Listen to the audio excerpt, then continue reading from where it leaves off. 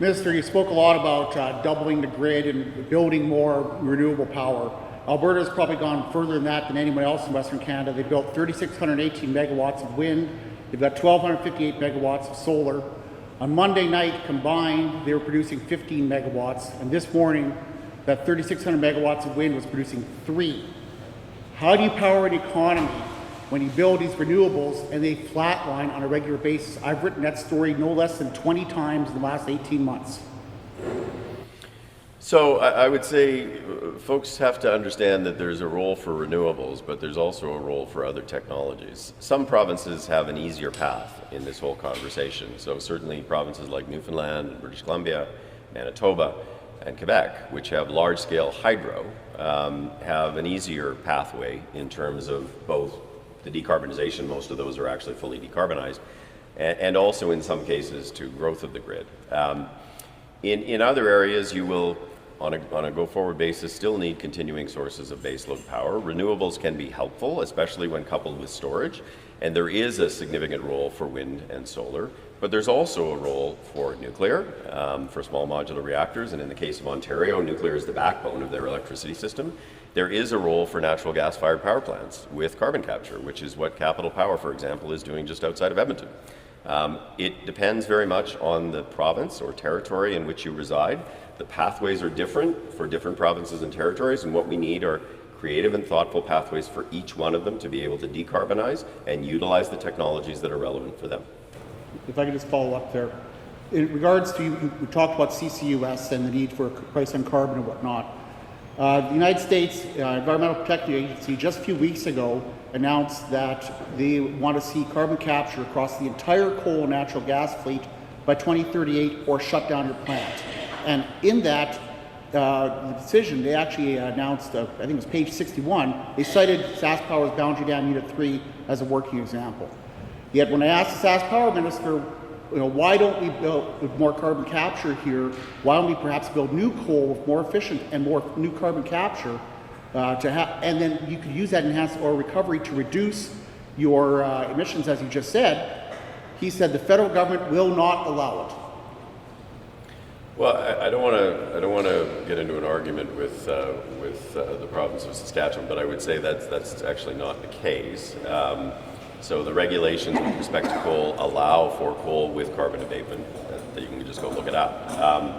And I would be enormously surprised if the clean electricity regulations going forward don't allow for natural gas with carbon capture. And in fact, as I said, there are plants that are being developed in Alberta and actually plans here in Saskatchewan for exactly that.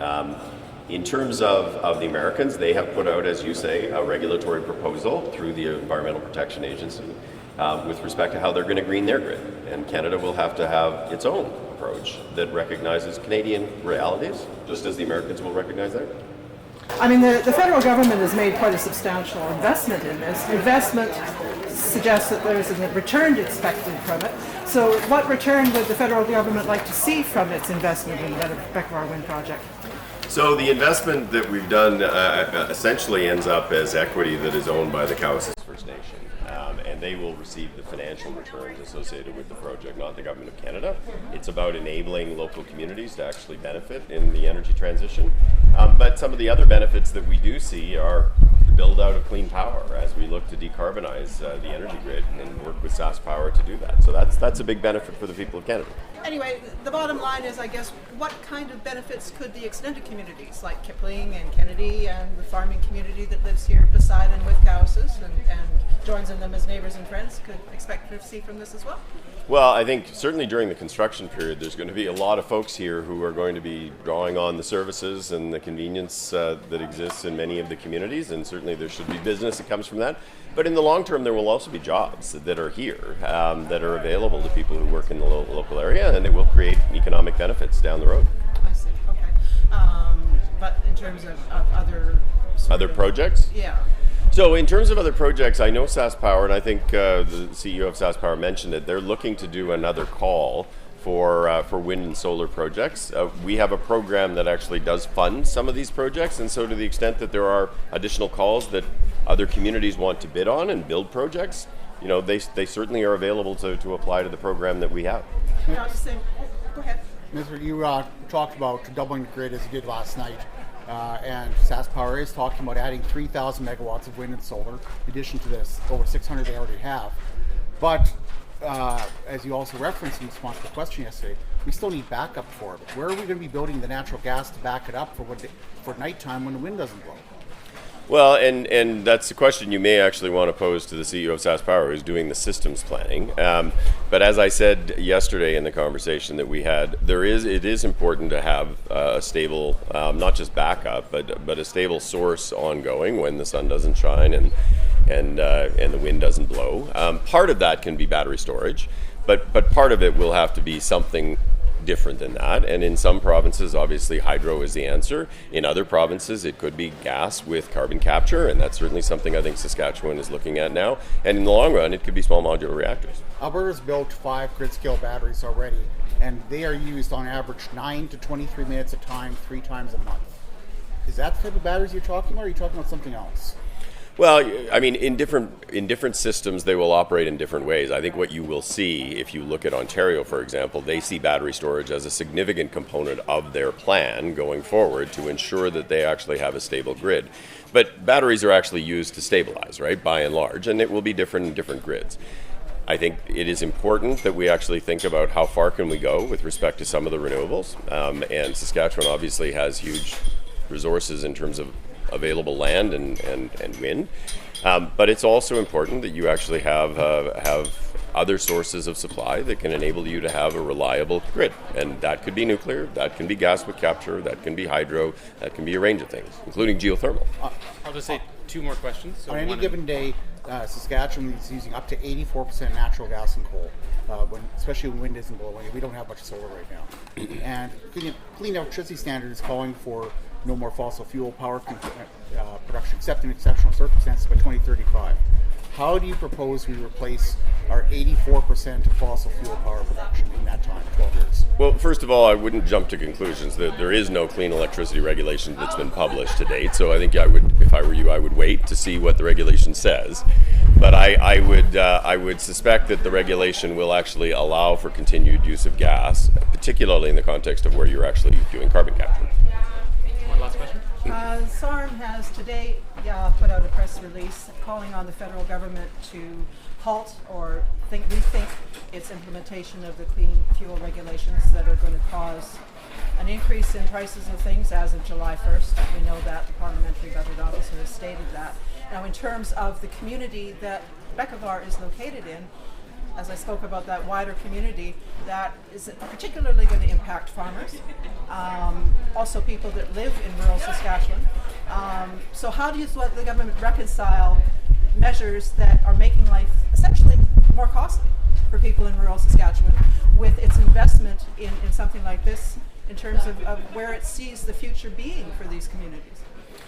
Well, I would say the clean fuels regulation is not unique to Canada. There are many other jurisdictions that have clean fuels regulations. And in fact, there was a previous regulation around blending of ethanol that the Harper government brought in that's not dissimilar to what the clean fuels regulation is. But the clean fuels regulation is about decarbonizing the energy that we use. It is one of the ways that you can actually try to ensure that as we continue to use oil as a primary transportation option, that we are reducing the amount of carbon that we are emitting into the atmosphere. At the end of the day, the science is the science. We obviously need to be sensitive to affordability concerns, and that's across the piece, and that's something that the federal government certainly is thinking very hard about.